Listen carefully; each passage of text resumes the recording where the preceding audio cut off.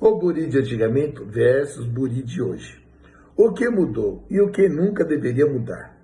Você já ouviu alguém dizer antigamente é que o Buri era feito do jeito certo? Ou então, hoje em dia ficou tudo diferente? Essas fases parecem com muita frequência nas conversas, entre o povo de santo. Mas será que essa comparação é tão simples assim?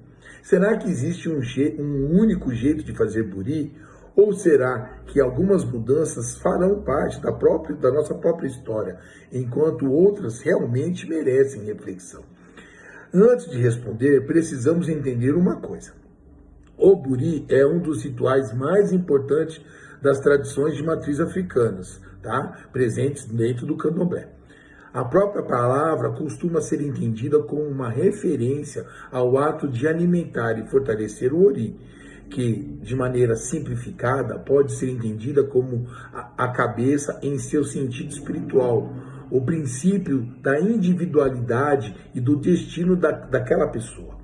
Por isso, muitos sacerdotes ensinam que cuidar do ori é cuidar da própria vida, mas aqui existe um detalhe muito importante. Nem todas as casas realizam o buri exatamente da mesma forma. As liturgias variam conforme a nação, a tradição daquela casa e os ensinamentos transmitidos pelos mais velhos daquele babalorixá ou ialorixá. Então, quando falamos sobre o bori, estamos falando de um conjunto de práticas que compartilham fundamentos, mas que podem apresentar diferenças legítimas, tá?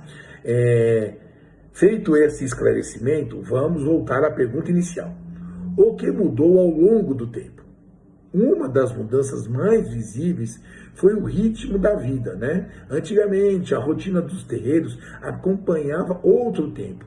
As pessoas permaneciam mais tempo dentro da casa, aprendiam observando, passavam horas ouvindo os mais velhos. O conhecimento era transmitido lentamente.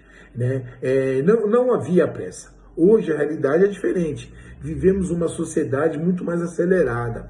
As pessoas trabalham muitas horas, estudam, moram longe do terreiro, nem todos têm tempo disponível.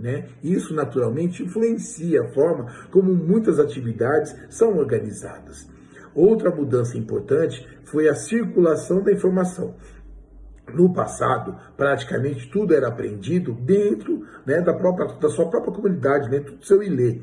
Hoje basta ver que a internet, e existem diversos vídeos, cursos, grupos de mensagens, redes sociais, isso trouxe vantagens.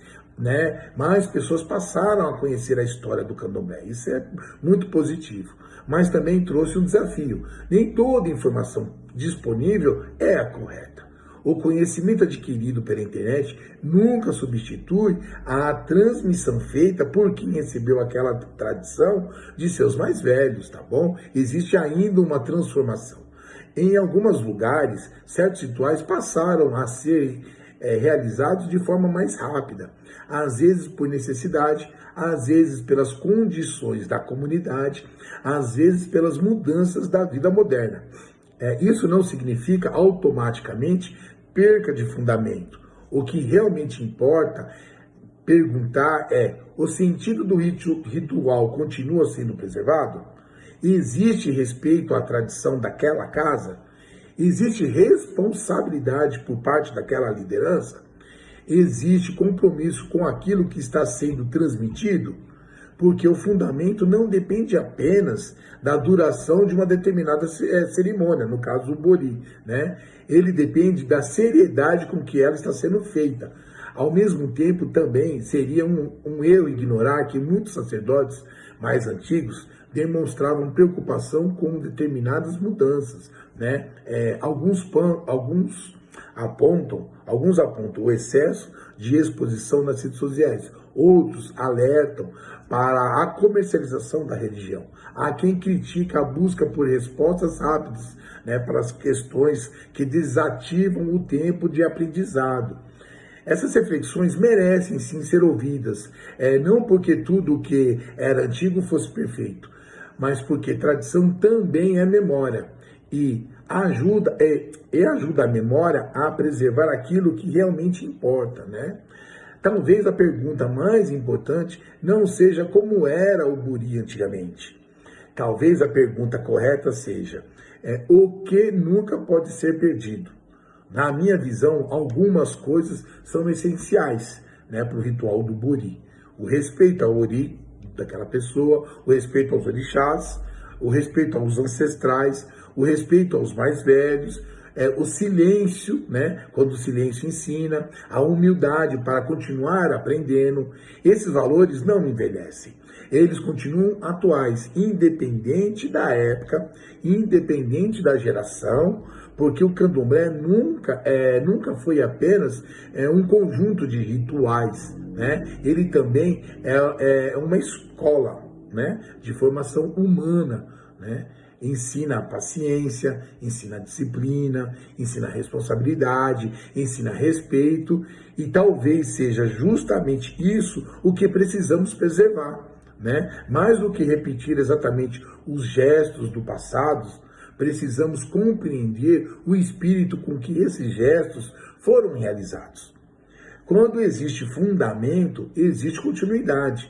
Quando existe respeito, existe tradição. E quando existe tradição, os ancestrais continuam presentes através daqueles que aprenderam e daqueles que ainda irão aprender, né?